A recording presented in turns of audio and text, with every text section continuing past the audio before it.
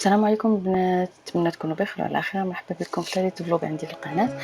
اليوم غادي نديكم كاملين تجيبوا معايا دويره في مدينه الصويره، وغادي نوريكم البنات. بقاو معايا في الفيديو، نوريكم واحد البلاصه اللي ضروري ما تمشيو ليها الا دزتوا الصويره، فبقاو معايا في الفيديو.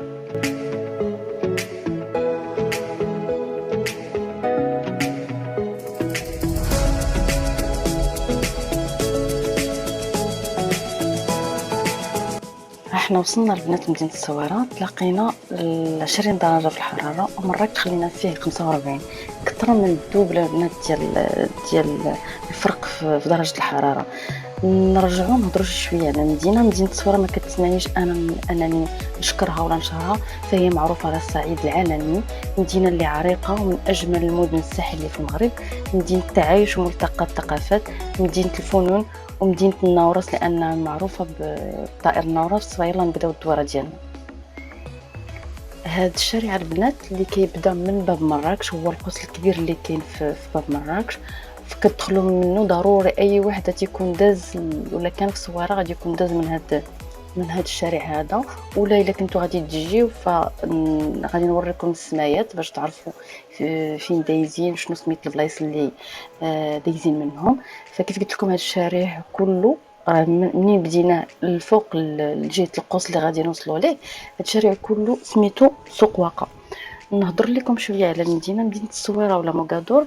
فهي مدينه اللي تاسست في القرن الثامن عشر، اللي اسسها هو محمد بن عبد الله بن اسماعيل العلوي. الاقتصاد ديال هذه المدينه كيعتمد على جوج ديال الحوايج، على الصيد البحري وعلى الصناعه التقليديه. بالنسبه للصناعه التقليديه اللي معروفه في هذه المدينه هذه، فهم ثلاثه الحوايج اللي معروفين، هو الدق الصويري، العرعار والرافيه. وايضا الحاجه اللي كتلقاوها فيها بزاف هي ارغان واملو والعسل. دابا ندوزو من واحد البلاصه غنوريها لكم، هي البلاصه اللي كيكون فيها اللي كيتباع فيها بزاف كيتباع فيها املو وزيت ارغان والعسل اللي كنتو بغيتو تشريو.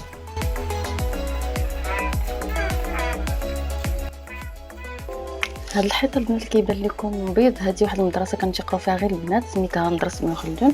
هاد الشارع هذا اللي كتشوفوا انفاس هذا سوق الجديد، وهذا الشارع اللي غادي ندوزو منه دابا هذا سميتو الشواج. هنا البنات تردوا البال كاينين بيبان تيبان لكم زرقين على اليمين وعلى اليسار مسدودين، فهادو هما اللي كيكونوا حال اللي نورمالمون دابا في ايامات العيد تيكونوا سادين اغلبيه ديال الحوان. هادو كيبيعوا ارغان واملو والعسل.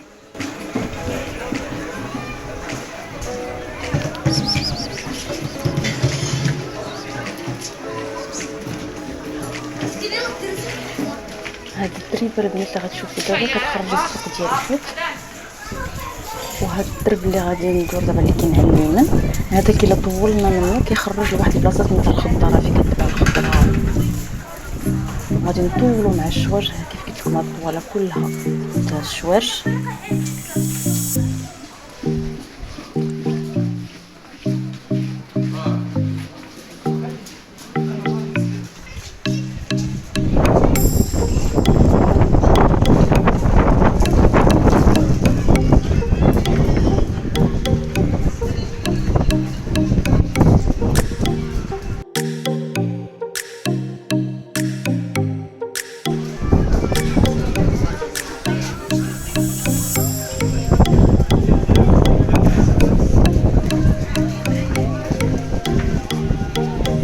هنا البنات على اليمين كاينه واحد هاد الطلعه هذه سميتها طلعه مولاي عبد القادر، كتخرج للملاح.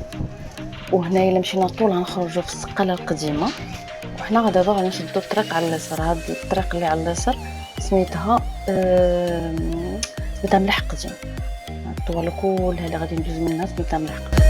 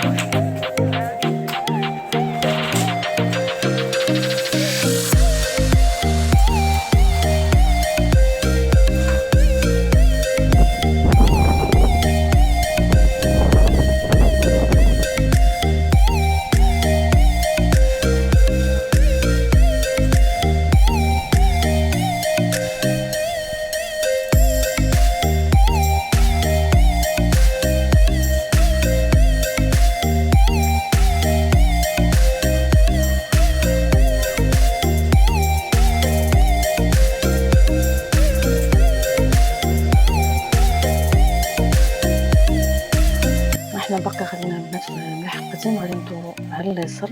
هاد الشارع اللي غندوزو منه على اليسر هو اللي سميتو العطارة. انا غادي ندور دابا البنات نوريه لكم. هذا هو العطارة. لو وصلنا حتى لجهة الجامع في داك غادي تكون واحد الوسعة اخرى، واحد الشارع طويل سميتو الحدادة، ولكن حنا دابا في العطارة. هاد العطارة البنات كنصحكم الا جيتو للصويرة تجيو ليها وتاخدو عند هشام لي كريب. احسن كريب البنات كليتهم في حياتي، غتجيو تاخدوهم وغادي تشكروني عليهم. احسن كريب البنات كليتهم في حياتي هما اللي خديت عند هاد السيد سميتو هشام، وبثمن زعما رخاص بزاف. هاد البلاصه هادي هي جهه كافي فرانس، في واحد القنت هنايا كاين واحد الباتيسري اللي معروف في الصويره هو باتيسري دريس. ديك الساعه وباقي لحد الان اللي ما خداش الحلوه من عند سي دريس راه بحال ما كلاش الحلوه. فمنين مشينا طول كنخرجوا في واحد الوسعه كبيره هي ساحه القصبه. هاد ساحه القصبه هي اللي كتكون فيها المنصه اللي كيديروا في فيستيفال قناوه. هاد التصويره هادي خديتها في واحد البلاصه سميتها تحت المكانه. وهاد العرسه هادي كانت شحال هذا زمان تيقولوا ليها عرس الغضباني.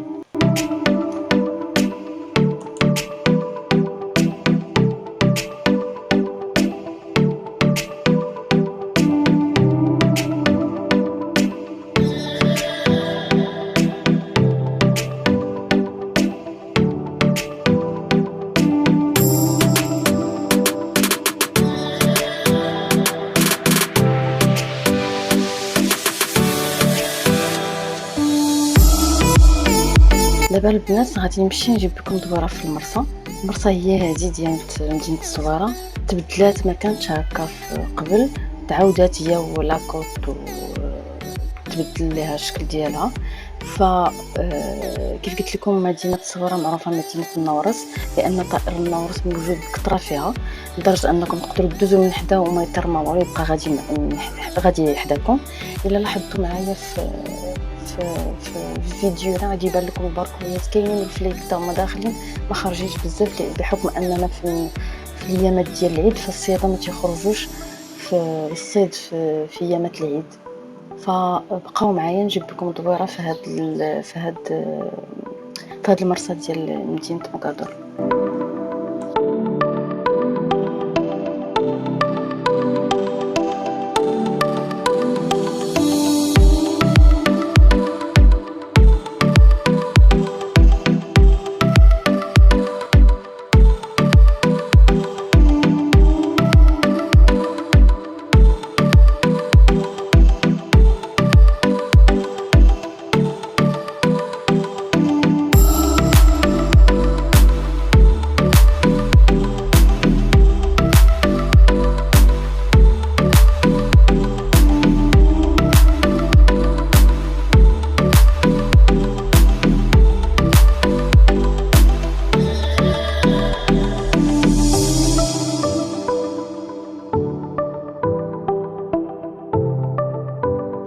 هادي البنات هادي السقاله ديال المرسى، هانتوما شفتوها، هادي هي السقاله ديال المرسى. نهضر لكم شويه على هاد السقاله. فهاد السقاله ديال المرسى كتعتبر وحده من المكونات الهندسيه ديال هاد المدينه الساحليه، اللي كتمتاز بموقعها الاستراتيجي البارز اللي كيشرف على واحد التكانه عسكريه قديمه كانت كانت تأوي العساكر والذخيره. فهي هذه كامله، هذه كيف قلت لكم هي السقاله ديال المرسى. هما هنا فين كيجيو الدراري بزاف الا كان شويه الحال سخون كيبقاو يعوموا في هذه البلاصه هذه. ندوزو دابا نحاول نوريكم الباب ديال المرسى، او هذا القوس ديال المرسى كيف شفتوها هو في الفوق ديالو مكتوبه بانه تبنى في 1770، واللي مكتوب في الفوق ديالو هي هذه الجمله: الحمد لله هذا الباب امر بناؤه فخر الملوك سيدي محمد على يد مملوكه احمد العلج. فتم التصميم ديالو من طرف واحد المصمم فرنسي الاصل سميتو تيودور كورنو. فالبنات هذه هي الدبره ديالنا في مدينه الصويره. نتمنى انها تكون نالت الاعجاب ديالكم. اللي اول مره يشوف القناه يدير اشتراك ولايك، ولا فات لكم كنتو فيها خلوا لي تعليق. وبسلام عليكم، ونتلاقاو في فيديو اخر ان شاء الله. بسلام عليكم.